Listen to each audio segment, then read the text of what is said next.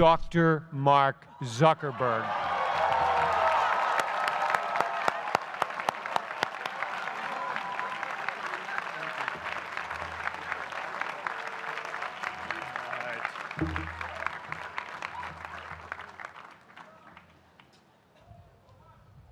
I love this place.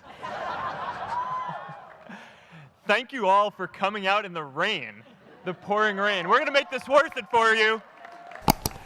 President Faust, Board of Overseers, faculty, friends, alumni, proud parents, members of the ad board, and graduates of the greatest university in the world,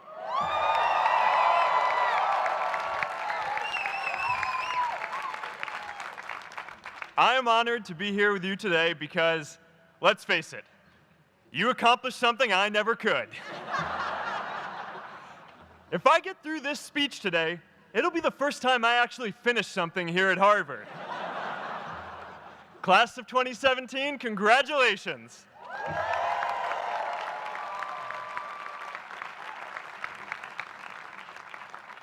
Now, I'm an unlikely speaker today. Not just because I dropped out, but because we're technically in the same generation. We walked this yard less than a decade apart. We studied the same ideas and slept through the same Act 10 lectures. We may have taken different roads to get here, especially if you came all the way from the quad. But today, I want to share what I've learned about our generation and the world we're all building together. But first, these last couple of days have brought back a lot of good memories. How many of you remember exactly where you were and what you were doing when you got that email telling you got into Harvard?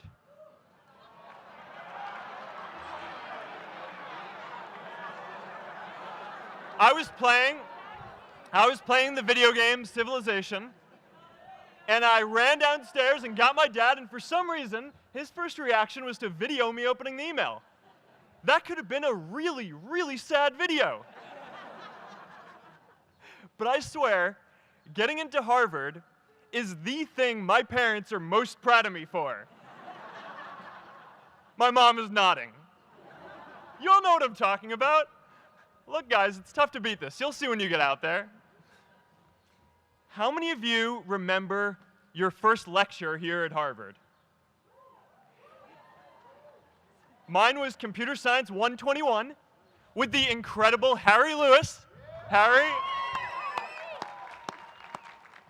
I was running late for class, so I threw on a t-shirt, and I didn't realize until afterwards that I put it on inside out and backwards, and my tag was sticking out the front. I couldn't figure out why no one in class would talk to me. Except for this one guy, KX Jin. He just went with it.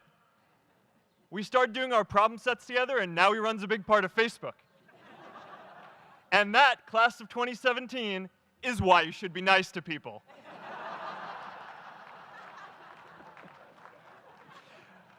But my best memory from Harvard is meeting Priscilla.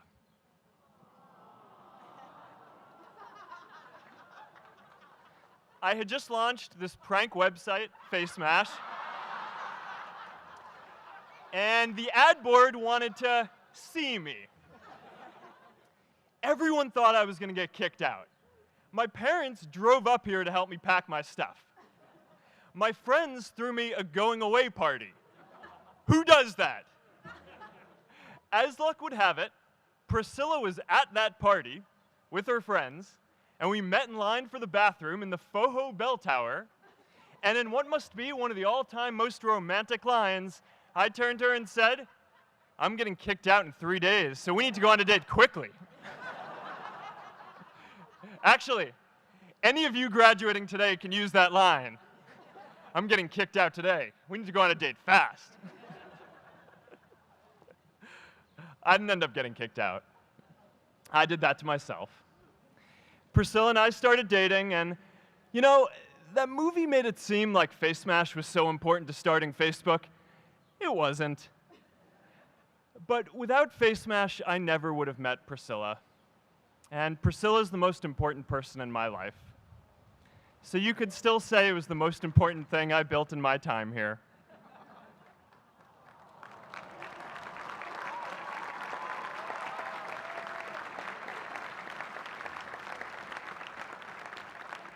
We have all started lifelong friendships here, and some of us even families. That's why I'm so grateful to this place. Thanks, Harvard.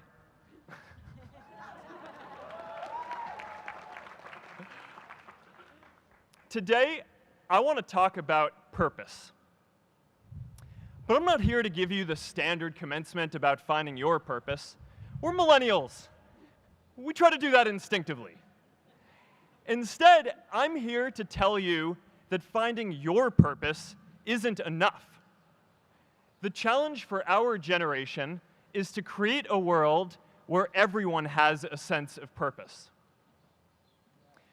One of my favorite stories is when JFK went to go visit the NASA Space Center, and he saw a janitor holding a broom, and he asked him what he was doing, and the janitor replied, "Mr. President, I'm helping put a man on the moon." Purpose is that feeling that you are a part of something bigger than yourself, that you are needed, and that you have something better ahead to work for. Purpose is what creates true happiness. And you are graduating at a time when this is especially important.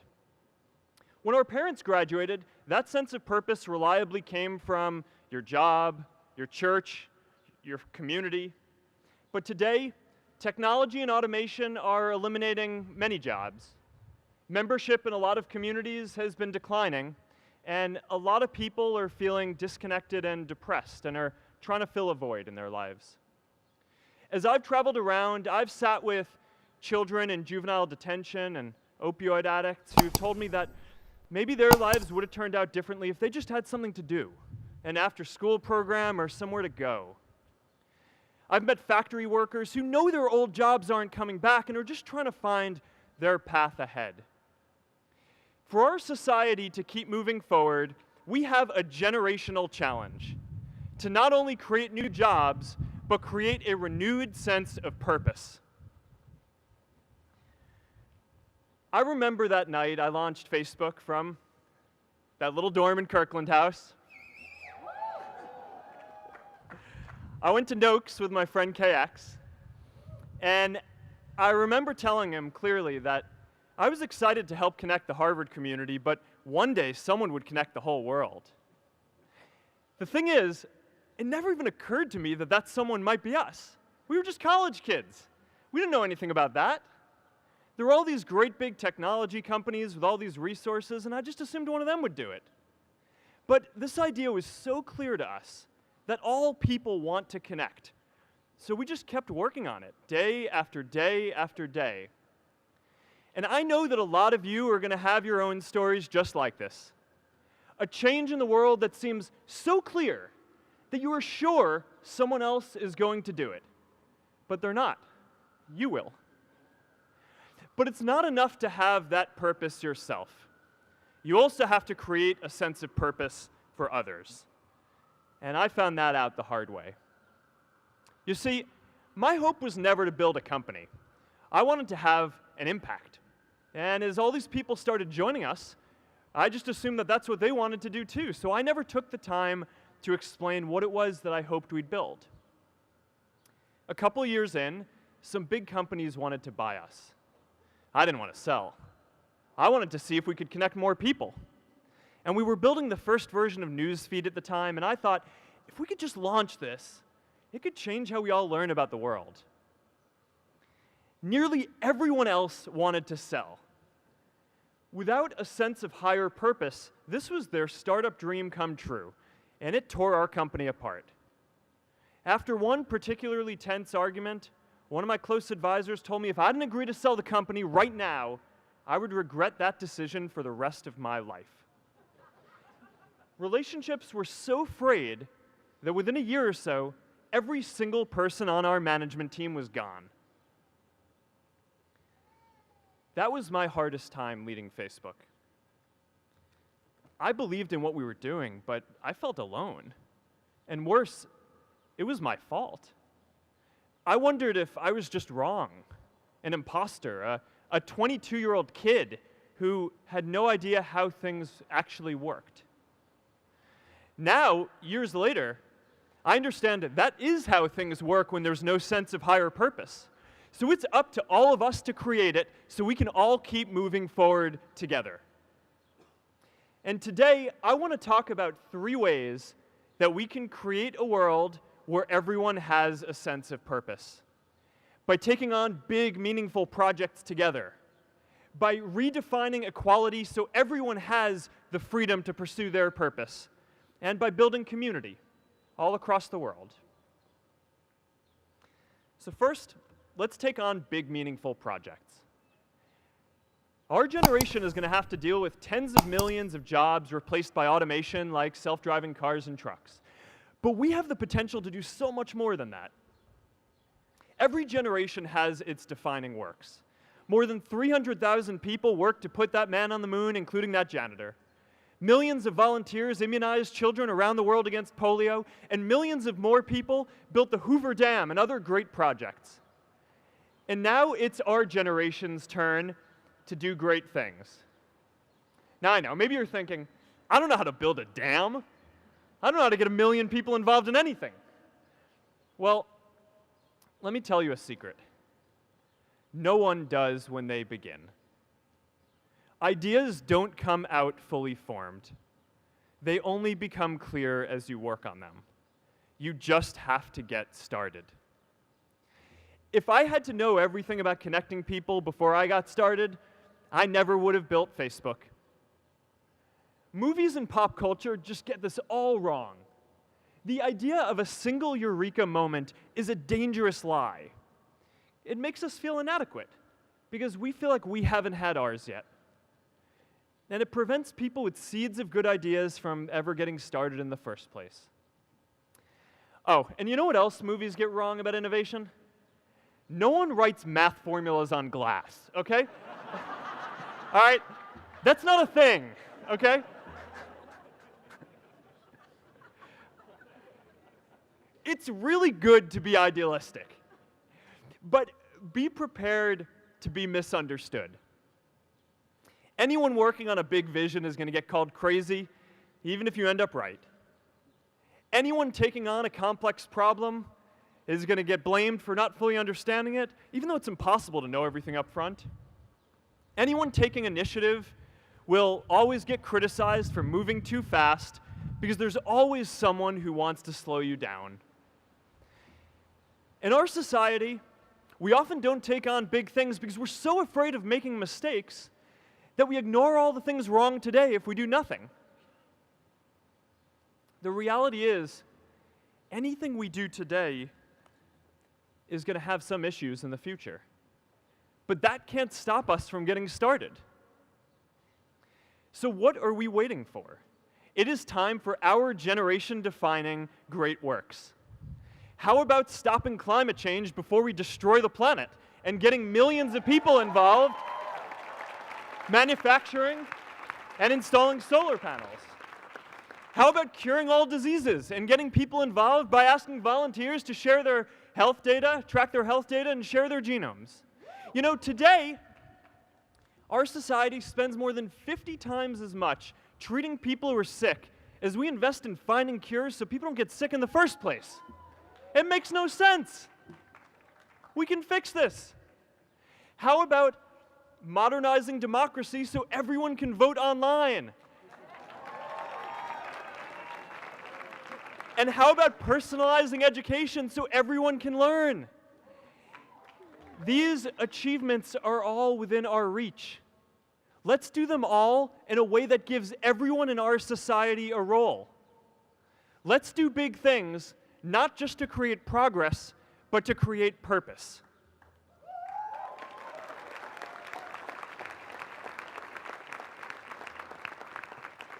So taking on big, meaningful projects together is the first thing we can do to create a world where everyone has a sense of purpose. The second is redefining our idea of equality so everyone has the freedom to pursue their purpose. Now, many of our parents had stable jobs throughout their careers, but in our generation, we're all a little entrepreneurial, whether we're starting our own projects or finding our role in another one. And, that's great, because our culture of entrepreneurship is how we create so much progress. An entrepreneurial culture thrives when it is easy to try lots of new ideas. Facebook wasn't the first thing I built. I also built chat systems and games, study tools and music players, and I'm not alone. J.K. Rowling got rejected 12 times before she finally wrote and published Harry Potter. Even Beyoncé had to make hundreds of songs to get Halo. The greatest successes come from having the freedom to fail. Now, today, we have a level of wealth inequality that hurts everyone. When you don't have the freedom to take your idea and turn it into a historic enterprise, we all lose. And right now, today, our society is way over-indexed on rewarding people when they're successful, and we don't do nearly enough to make sure that everyone can take lots of different shots. Now, let's face it. There is something wrong with our system when I can leave here and make billions of dollars in 10 years, while millions of students can't even afford to pay off their loans, let alone start a business.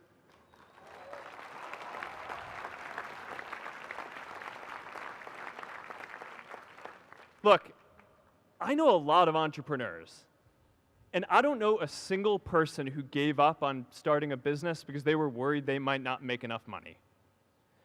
But I know too many people who haven't had the chance to pursue their dreams because they didn't have a cushion to fall back on if they failed.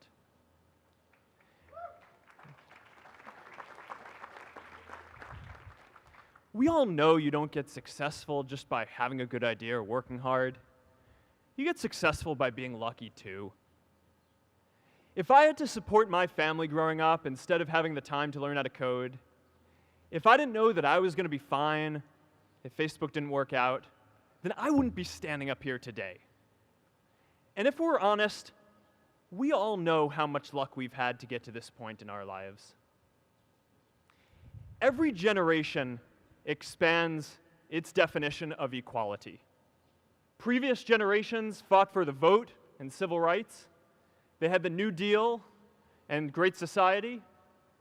And now it's time for our generation to define a new social contract.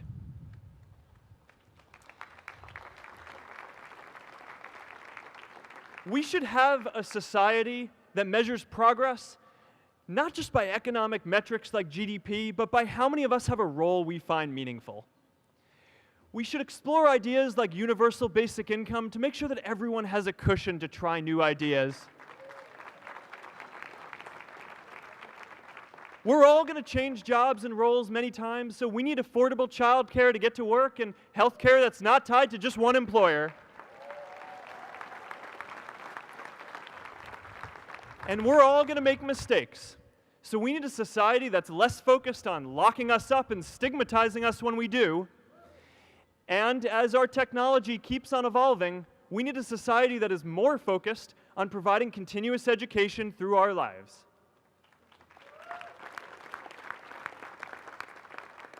And yes, giving everyone the freedom to pursue purpose isn't going to be free. People like me should pay for it. And a lot of you are going to do really well, and you should too.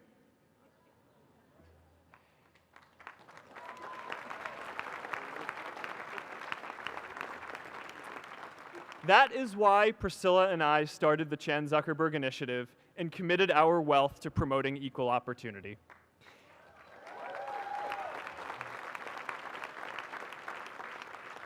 These are the values of our whole generation.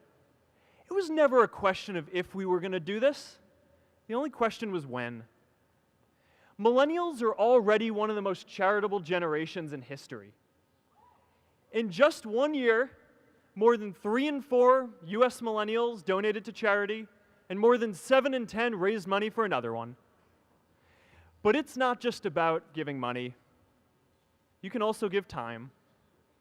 And I promise you, if you just take an hour or two a week, that's all it takes to give someone a hand and help them reach their potential. Now, maybe you're thinking, that's a lot of time. I'm not sure if I have that much time. I used to think that.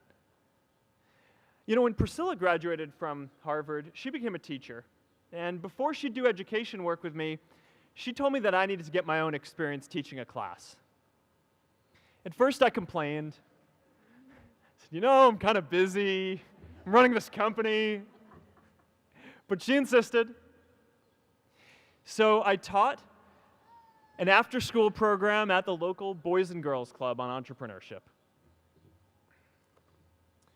I taught those kids lessons on product development and marketing, and they taught me what it was like growing up feeling targeted for your race, and what it's like having a family member in prison.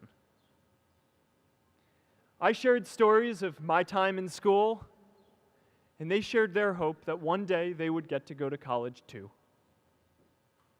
For 5 years, I've had dinner with those students every month.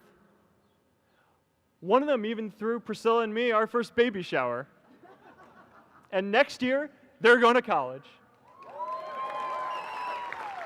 Every one of them, first generation in their families.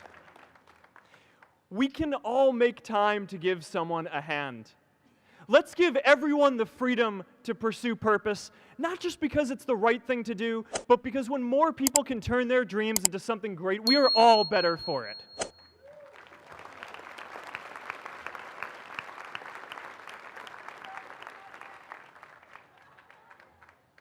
Purpose doesn't only come from work. The third way we can create a sense of purpose for everyone is by building community. And in our generation, when we say purpose for everyone, we mean everyone in the world. Now, quick show of hands. How many of you here are from another country? All right, now keep your hands up. How many of you are friends with one of these folks? Now we're talking. See, we have grown up connected. In a recent survey of millennials around the world, asking what most defines our identity, the most popular answer wasn't nationality, ethnicity, or religion. It was citizen of the world. That's a big deal. Every generation expands the circle of people we consider one of us. And in our generation, that now includes the whole world. We understand that the great arc of human history bends towards people coming together in ever greater numbers, from tribes to cities to nations, to achieve things that we could not on our own. We get that our greatest opportunities are now global. We can be the generation that ends poverty, that ends disease. And we get that our greatest challenges need global responses too. No country can fight climate change alone or prevent pandemics. Progress now requires coming together, not just as cities or nations, but also as a global community. But we live in an unstable time.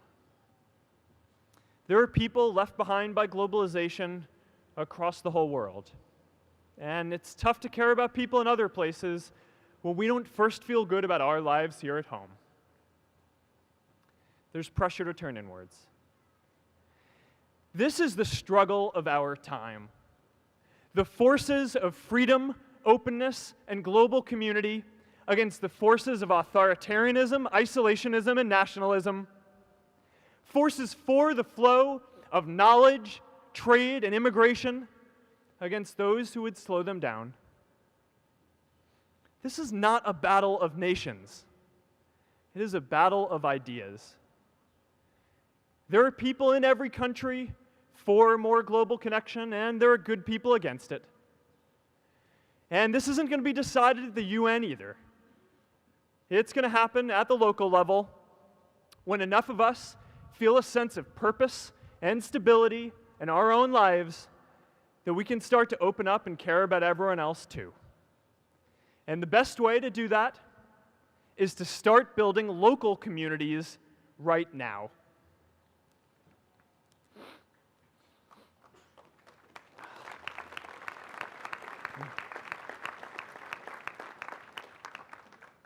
We all get a lot of meaning from our communities. Who here's from Elliott House? How about Lowell?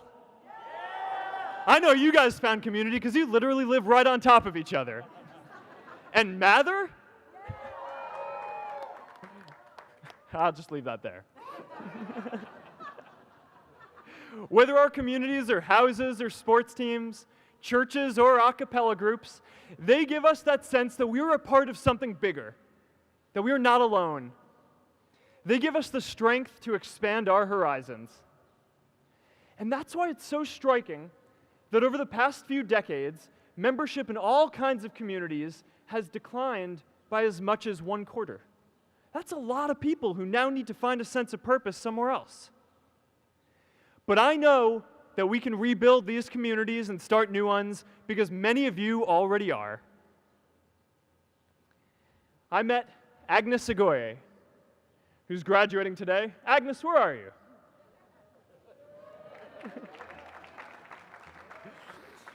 Agnes spent her childhood navigating conflict zones with human trafficking in Uganda, and now she's trained thousands of law enforcement officials to keep communities safe.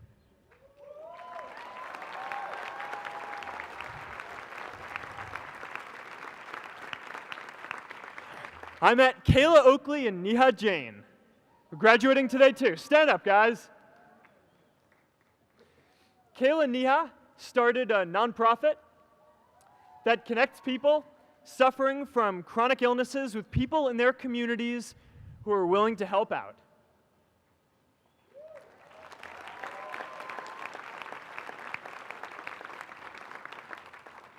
And I met David Razu Aznar, who's graduating from the Kennedy School today. David, stand up.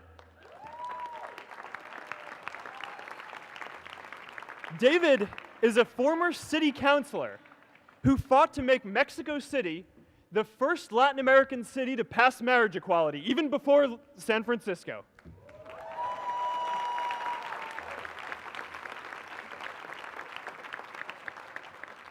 And this is my story too. A student in a dorm, connecting one community at a time and keeping at it until one day we can connect the whole world. Change starts local. Even global change starts small with people like us. In our generation, the struggle of whether we connect more, whether we achieve our greatest opportunities, comes down to this: your ability to build communities and create a world where every single person has a sense of purpose.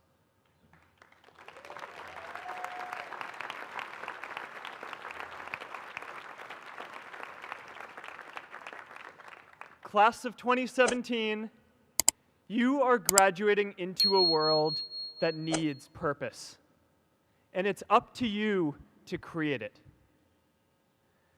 Now, maybe you're asking yourself, can I really do this? Well, remember when I told you about that class I taught at the Boys and Girls Club? One day after class, I was talking to my students about going to college, and one of my top students raised his hand and said that he wasn't sure he could go to college because he's undocumented. He wasn't sure if they'd take him. Last year, I took him out to breakfast for his birthday, and I wanted to get him a gift, so I asked him what he wanted, and he just started talking about struggles that he saw other students in his class facing, and finally said, you know, I'd really just like a book on social justice. I was blown away. Here is a young guy who has every reason to be cynical. He wasn't sure if the country he calls home, the only one he's known, was going to deny him his dream of going to college. But he wasn't feeling sorry for himself. He wasn't even thinking of himself. He has a greater sense of purpose, and he's going to bring people along with him. It says something about our situation today that I can't even say his name because I don't want to put him at risk. But if a high school senior who doesn't know what the future holds for him can do his part to move the world forward, then we owe it to the world to do our part too.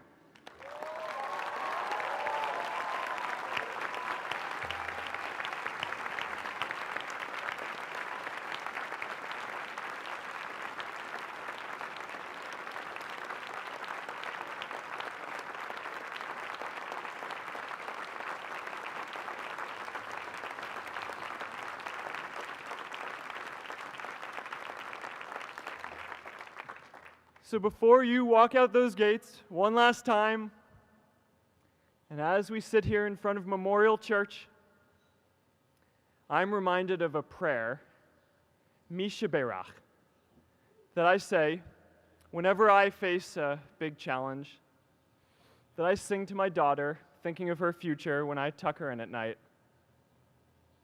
And it goes, "May the source of strength, who's blessed the ones before us, help us find the courage to make our lives a blessing." I hope you find the courage to make your life a blessing. Congratulations, class of 2017. Good luck out there.